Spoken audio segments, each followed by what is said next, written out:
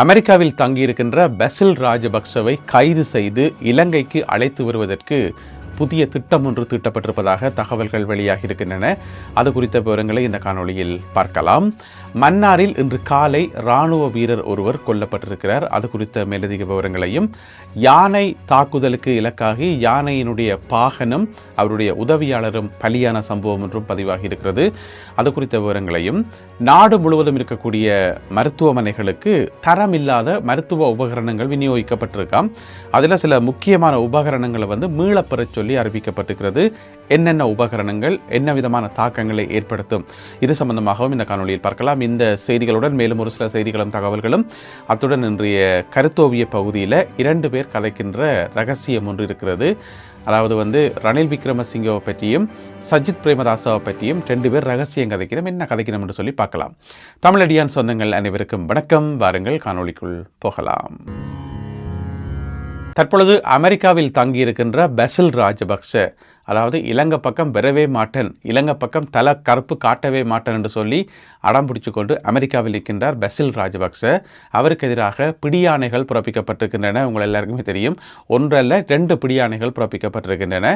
ஒன்று மாத்தறை நீதவான் நீதிமன்றத்தால் ஒரு பிடியாணை ஏன்னு சொன்னால், அந்த பகுதியில் பிரவுன் ஹில் என்று சொல்லப்படுற ஒரு பகுதியில் சட்டவிரோதமாக காணி வாங்கினார் என்று சொல்லி, அதுக்கு பிறகு கொழும்பு கோட்டை நீதவான் நீதிமன்றத்தில் இன்னும் ஒரு பிடியாணை இருக்குது. அதை என்னென்று கேட்டிங்கன்னு சொன்னால், அரசாங்கத்துக்கு சொந்தமான நிதியை பயன்படுத்தி ஊவா மாகாண சபை தேர்தலில் அந்த விளம்பரங்களுக்கு அரசாங்கத்தின் நிதியை பயன்படுத்தினார்கள் என்று சொல்லி, அதாவது சுற்றுலா ஊக்குவிப்பு மையம் இருக்குதானே, அவர்களுக்கு சொந்தமான காசை வீணாக்கினார் என்று சொல்லி 12,000 டிஷர்ட் பிரிண்ட் பண்ணி தங்களுடைய லோகோலாம் போட்டு தேர்தல் பிரச்சாரத்துக்கு பயன்படுத்தினார்கள் என்று சொல்லி இந்த மாதிரி 2 கேஸ், இந்த 2 கேஸுக்காகவும் பிடியாணை பிறப்பிக்கப்பட்டிருக்கிறது. அப்போ இலங்கையில் பிடியாணை பிறப்பிச்சா எப்படி அவரை கைது செய்யறன்னு பார்த்தா, இப்போ குற்றப்புலனாய்வு பிரிவினரும் போலீசாரும் இணைந்து சர்வதேச போலீசாராகிய இன்டர்போலுடன் இணைந்து அவரை கைது செய்து இலங்கைக்கு அழைத்து வருவதற்கான நடவடிக்கைகள் ஏற்கனவே ஆரம்பிக்கப்பட்டிருக்கின்றன என்று சொல்லி இந்த தகவலை சொல்லப்பட்டிருக்கிறது. உங்களுக்கு தெரியும், இன்டர்போல் போலீஸுக்கு சொல்லும்போது அது சர்வதேச பிடியாணை ரெட் நோட்டீஸாக மாறும். அதுக்கு பிறகு அவர்கள் சர்வசாதாரணமாக கைது செய்ய முடியும். இப்போ வெளிநாடுகளில் உங்களுக்கு தெரியும், இந்த போதைப் பொருள் மாஃபியாக்கள் மற்றது பாதாள உலக கும்பல்கள், இந்த மாதிரியான ஆட்கள் நிறைய பேர் பதுங்கி இருக்கணும். ஆனால் அவர்கள் எங்கே பதுங்கி இருக்கிறார்கள் என்று சொல்லி வெளிநாட்டு போலீஸாருக்கே தெரியாமல் இருக்கும். தேடி பிடிக்கணும், மக்கள் எங்கெங்கே இருக்கிறோம் என்று சொல்லி தேடி பிடிச்சி கைது செய்யணும்.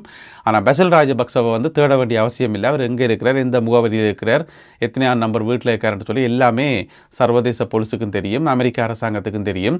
எனவே அமெரிக்காவில் போயிட்டு சர்வசாதாரணமாக அவரை கைது செய்ய முடியும். ஆனால் கட்டாயம் கைது செய்யணும், கைது செய்து இலங்கைக்கு அழைச்சி கொண்டு வரணும். அதுதான் மிக முக்கியமானது. சும்மா செய்தியில் சொல்லி போட்டு இப்போ பேசாமல் விடுறையில் இப்படித்தான் போன கிழமை முழுக்க கோத்தாபய ராஜபக்ச கைது செய்யப்படலாம் என்று சொல்லி செய்திகள் வந்துச்சுது. பார்த்தா சத்தத்தை காணையில் என்ன நடந்துன்னு தெரியல. எனவே அதை நாங்கள் பொறுத்திருந்து பார்க்க வேண்டியிருக்குது. எனவே இப்போ பெசில் ராஜபக்சவை கைது செய்து இலங்கைக்கு அழைத்து வருவதற்கான ஏற்பாடுகள் ஏற்கனவே ஆரம்பிக்கப்பட்டு விட்டன என்று சொல்லி இந்த தகவலை உறுதிப்படுத்தி இருக்கின்றார் பொதுமக்கள் பாதுகாப்பு அமைச்சர் ஆனந்த விஜயபால அவர்கள். அவர் என்ன சொல்லியிருக்காருன்னு சொன்னால், வெளிநாடுகளில் பதுங்கி இருக்கிறது, அதாவது இலங்கையில் குற்றத்தை செய்து போட்டு வெளிநாடுகளில் போய் பதுங்கி இருக்கிறது, அது போதைப்பொருள் மாஃபியாவாக இருக்கலாம், பாதாள உலக குழுவாக இருக்கலாம், அல்லது ஒரு அரசியல்வாதியாக இருக்கலாம், எல்லாருக்கும் சட்டம் ஒன்றுதான், சட்டம் தன்னுடைய கடமையை செய்யும் என்று சொல்லி பொதுமக்கள் பாதுகாப்பு அமைச்சர் ஆனந்த விஜயபால அவர்கள் சொல்லியிருக்கின்றார். எப்போது செய்யும் என்பதை அறிவதற்கு பொதுமக்கள் ஆவலுடன் காத்திருக்கின்றார்கள். மன்னாரில் இன்று திங்கட்கிழமை காலை 10 மணியளவில் இராணுவ வீரர் ஒருவர் கொல்லப்பட்டிருக்கிறார். என்ன சம்பவம் என்று கேட்டீங்கன்னு சொன்னால், துப்பாக்கி தவறுதலாக வெடித்ததன் காரணமாக அவர் கொல்லப்பட்டிருக்கின்றார். அதாவது மன்னாரில் பிரதான பாலம் இருக்குதானே, மன்னாருக்கு போகிற வழியில் அந்த பாலத்துக்கு பக்கத்தில் சென்ட்ரி பாயிண்ட் இருக்குது. அதில் கடமையில் இருந்த ஒரு இராணுவ வீரர், அவருக்கு 46 வயது. என்ன செய்கிறார்னு சொன்னால், அவரும் இன்னும் ஒரு படைச்சிப்பாய் என்ன செய்யணும்னு சொன்னால், துவக்கலாத்தை க்ளீன் பண்ணி போட்டு அதை மாற்றி செக் பண்ணி பார்த்துருக்கணும். அப்படி ஏதோ செக் பண்ணிக்குள்ள பை மிஸ்டேக்காக வெடிச்சிட்டது. வெடிச்சோன்னா அவர் சம்பவ இடத்திலே கொல்லப்பட்டிருக்கின்றார். இது சம்பந்தப்பட்ட விசாரணைகள் போலீசாரினால் முன்னெடுக்கப்பட்டுள்ளன. கேகாலை மாவட்டத்தில் 7 வாகனங்கள் ஒன்றோடு ஒன்று மோதி ஒரு பெரிய விபத்து சம்பவம் ஒன்று இன்று திங்கட்கிழமை காலை இடம்பெற்றிருக்கிறது. என்னென்னு சொன்னால், அந்த லேர்னிங் ஸ்கூல் என்று சொல்லுவோம் தானே, சாரதி பயிற்சி கல்லூரி, அந்த ஒரு பயிற்சி கல்லூரியை சேர்ந்த 6 வாகனங்களும் அங்கால ஒரு தனியார் பேருந்து ஒன்றும் நேருக்கு நேரம் மோதி இருக்குது. நினைக்கிறேன் பயிற்சி நடவடிக்கையில் ஈடுபட்டு கேட்குள்ள வந்து கண்ட்ரோல் இல்லாமல் போயிருக்கணும் போல என்ன தெரியல. எல்லா வாகனங்களும் வந்து ஒன்றோடு ஒன்று மோதி ஒரு பெண் ஒருவர் அந்த இடத்திலே வந்து உயிரிழந்திருக்கின்றார். அதை விட ஒரு 11 பேர் காயமடைந்து மருத்துவமனையில் அனுமதிக்கப்பட்டிருக்கிறார்கள். இந்த சம்பவம் இன்று காலை கேகாலை மாவட்டத்தில் இடம்பெற்றுள்ளது. இது சம்பந்தப்பட்ட விசாரணைகளும் போலீசாரினால் முன்னெடுக்கப்பட்டு வருகின்றன. அதே நேரம் கொழும்புல பார்த்தீங்கன்னு சொன்னால் கடற்றொழிலாளர்கள் இணைந்து ஒரு போராட்டம் ஒன்றை முன்னெடுத்திருக்கிறார்கள் ஜனாதிபதி செயலகத்துக்கு முன்பாக. இந்த போராட்டம் வந்து இன்றைக்கு திங்கட்கிழமையும் நாளை செவ்வாய்க்கிழமையும் தொடர்ந்து இடம்பெறும் என்று சொல்லி அறிவிக்கப்பட்டிருக்கிறது. கடற்றொழிலாளர்கள் எதிர்கொள்ளக்கூடிய பல பிரச்சனைகளை முன்வைத்து பல கோரிக்கைகள் வந்து ஏற்கனவே வைக்கப்பட்டதாம். ஏற்கனவே பல சுற்று பேச்சுவார்த்தைகள்லாம் நடந்ததாம். ஒன்றுமே சரிவரையில் ஒரு கோரிக்கையை வந்து நிறைவேற்றியல் என்று சொல்லி இன்றைக்கு இந்த போராட்டத்தில் ஈடுபட்டிருக்கிறார்கள். எனவே இன்றைக்கோ அல்லது நாளைக்கு செவ்வாய்க்கிழமையோ வந்து தங்களுடைய கோரிக்கைகளுக்கு வந்து சரியான பதில் சொல்லல என்று சொன்ன அரசாங்க தரப்பில் இருந்து புதன்கிழமை 2000க்கும் அதிகமான மீனவர்களை கடற்றொழிலாளர்களை அழைத்து வந்து கொழும்பு ஜனாதிபதி செயலகத்துக்கு முன்பாக போராட்டம் நடத்துவோம் என்று சொல்லி இன்று போராட்டத்தில் ஈடுபட்டிருந்த போராட்டக்காரர்கள் அறிவித்துள்ளார்கள். யானை தாக்குதலுக்கு இலக்காகி யானையினுடைய பாகனும் அவருடைய உதவியாளரும் பலியான சம்பவம் பதிவாகி இருக்கிறது. இந்த சம்பவத்தில் வந்து என்ன நடந்திருக்குன்னு சொன்னால் ரக்வானை என்ற இடம் இருக்குத்தானே, அந்த ரக்வானை என்ற இடத்துல இருக்கக்கூடிய ஸ்ரீ உபய திலகார விகாரை, அந்த விகாரையில் வந்து இன்றைக்கு காலமே என்னென்னு சொன்னால் பொசன் தினம் இருக்குதானே, பொசன் பெரகரான்னு சொல்லுவோம் தானே, அதாவது 78வது பொசன் பெரகரா வந்து இந்த குறிப்பிட்ட விகாரையில் கொண்டாடப்பட இருக்குது. அதுக்கான ஏற்பாடுகள் எல்லாம் நடந்து அப்போ நேற்று வந்து 2 யானையை கொண்டு வந்து கட்டி வச்சிருக்கணும். அப்போ இன்றைக்கு காலமே அதில் ஒவ்வொரு யானையாக கூட்டிக்கொண்டு போயிட்டு அந்த ரக்வானை ஆற்றுல வந்து யானைக்கு தண்ணி குடிக்க விடுவோம் என்று சொல்லி போட்டு என்ன செய்கிறார், இந்த பாகனினுடைய உதவியாளர் இருப்பார் தானே, அவர் வந்து ஒரு யானையை அவுட்டு கூட்டிக் கொண்டு போயிருக்கார் ஆத்தங்கரைக்கு. அப்படி போகைக்குள்ள வந்து யானை வந்து திடீரென்று ஏதோ டென்ஷன் ஆகி அந்த உதவியாளரை பிடிச்சி மிதிச்சு விட்டது. சரி, அவர் சரி.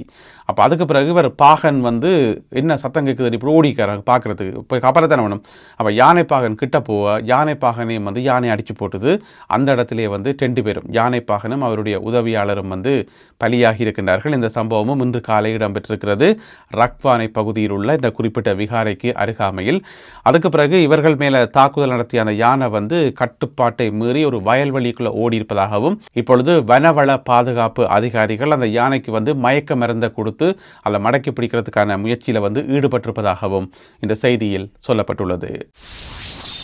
நாடு முழுவதும் இருக்கக்கூடிய மருத்துவமனைகளுக்கு தரமில்லாத மருத்துவ உபகரணங்கள் வழங்கப்பட்டு உள்ளமை கண்டுபிடிக்கப்பட்டிருக்கிறது. அது சம்பந்தமான விசாரணைகளை குற்றப்புலனாய்வு பிரிவினர் ஆரம்பித்திருப்பதாக சொல்லப்படுது.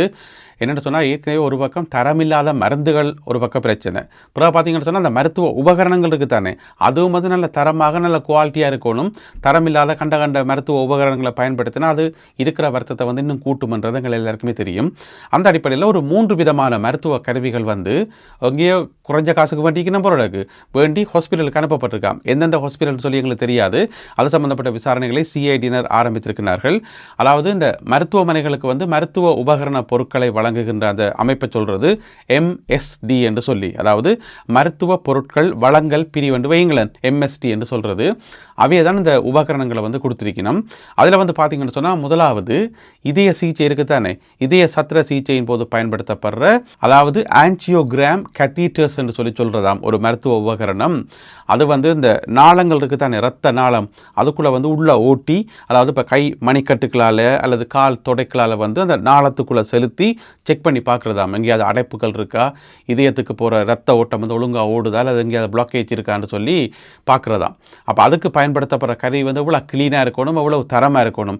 சும்மா முறிகிற கருவியோ அல்லது லோக்கலான ஒன்றத்துக்கு அப்படி குத்தினாது ரத்த நாளத்தை வந்து ஒன்று சேதமாக்கி விட்டுரும், அல்லது அதுக்குள்ளவே முறிஞ்சு அதுக்குள்ளே நின்று விட்டுதுன்னா பிழைச்சி போயிடும். என்ன இந்த மாதிரி கணக்கு பிரச்சனைகள் வரும் போல நடக்குது. எனவே அந்த மாதிரியான சில உபகரணங்கள் சில மருத்துவமனைகளுக்கு வழங்கப்பட்டிருக்கான் தரம் இல்லாமல். எனவே அதெல்லாத்தையும் வந்து மீளப்பெற சொல்லி இப்போ உத்தரவு பிறப்பிக்கப்பட்டிருக்கிறது. இது முதலாவது. 2வது கருவி என்னென்னு பார்த்தீங்கன்னு சொன்னால் அதுவும் இந்த இருதயம் சம்பந்தப்பட்ட சிகிச்சையில் பயன்படுத்தப்படுற ஒரு கருவியாம். அதாவது கார்டியக் ஸ்டென்ஸ் என்று சொல்லி அந்த கருவியினுடைய பேராம். அது என்ன செய்யுமான்னு சொன்னால் இந்த ரத்த குழாய்கள் இருக்குது தானே, ரத்த நாளங்கள், அதுக்குள்ளே போயிட்டு அதை அப்படியே விரித்து வச்சு கொண்டு இருக்குமாம். எங்கே பிளாக்கேட் இருந்தாலும் அதை வந்து விரித்து வச்சிருக்குமாம். அதை வந்து செக் பண்ணுறதுக்கு அப்படி ஒரு கருவி போல இருக்குது. எனக்கும் தெரியாது, டாக்டர்ஸ் மாருக்கு தான் தெரியும், நான் படித்ததை சொல்கிறேன். அதாவது கார்டியக் ஸ்டென்ட்ஸ்ன்னு சொல்லி அதே வந்து பிழையான தரமில்லாத பொருட்களை வாங்கி ஹாஸ்பிட்டலுக்கு கொடுத்துருக்கணும். அதை வந்து மீளப்பெற சொல்லியிருக்கான். அதே போல் மூன்றாவது பொருள் என்னென்று சொன்னால் அது வந்து குடலோட சம்மந்தப்பட்டதாம். குடலில் ஏதாவது ஆப்ரேஷன் செய்கிறதுக்குள்ளே பயன்படுத்துகிற ஒரு பொருளாம் கொலஸ்டமி பேக்ஸ் என்று சொல்லி. அந்த கொலஸ்டமி பேக்ஸும் வந்து தரமில்லாத, அதாவது இப்போ குடலில் வந்து வெட்டி ஆப்ரேஷன் செய்யக்குள்ள உங்களுக்கு தெரிஞ்ச அந்த குடலுக்குள்ளே என்ன இருக்கும் என்று சொல்லி அந்த குடலுக்கு இருக்கக்கூடிய அந்த கழிவு பொருட்கள் இருக்குத்தானே, அந்த பொருட்களை சேமித்து வைக்கிற ஒரு பேக்ஸ் வைங்களேன். அதையே தரம் இல்லாமல் எங்கேயோ ஒரு குப்பை பேக்கை வாங்கியிருக்கணும் போறடக்கு, வாங்கி அதை ஹாஸ்பிட்டலுக்கு கொடுத்துருக்கணும். அதையும் வந்து மீளப்பெற சொல்லி இப்போ அறிவிக்கப்பட்டுகிறது. எனவே இதெல்லாம் யார் பர்ச்சேஸ் பண்ணது, யார் அதுக்கு ஆத்தரைஸ் பண்ணது, எந்தெந்த ஹாஸ்பிட்டலுக்கு கொடுக்கப்பட்டது என்று சொல்லி இது சம்பந்தப்பட்ட விசாரணைகளை இப்பொழுது குற்றப்புலனாய்வு பிரிவினர் வந்து ஆரம்பித்திருக்கிறார்கள். இந்த செய்தியை வாசிக்கக்குள்ளேயே விளங்குது எவ்வளவு நுட்பமான வேலைகளை வந்து டாக்டர்ஸ் மாதிரிலாம் பார்க்க வேண்டியிருக்குன்னு சொல்லி. இப்போ நாளத்துக்குள்ளே வந்து குத்தி அதுக்குள்ள ஒரு குழாயை செலுத்தி அதை வந்து அப்படியே விரித்து வச்சு கொண்டு ஆப்ரேஷன் செய்யறது சாதாரண விஷயமா இல்லை தானே. இதனால தான் டாக்டர்ஸ் மாதிரி வந்து நாங்கள் கடவுளோட ஒப்புறது, கடவுள் மாதிரி பார்க்குறது. ஏனென்றால் செய்கிற ஒவ்வொரு வேலையும் வந்து அவ்வளவு நுணுக்கமான வேலை, கவனமாக செய்யணும் என்று சொல்லி. எனவே அதில் ஒரு சில ஆட்கள் வந்து பிளவிடைக்குள்ளே வந்து அது யாராலும் ஏற்றுக்கொள்ள முடியாது. எனவே விசாரணைகள் ஆரம்பிக்கப்பட்டுள்ளன. அடுத்ததாக இன்றைய கருத்தோவிய பகுதியில் 2 பேர் கதைக்கிற ரகசியம் உஷ் என்ற ஒரு பகுதி இருக்குது.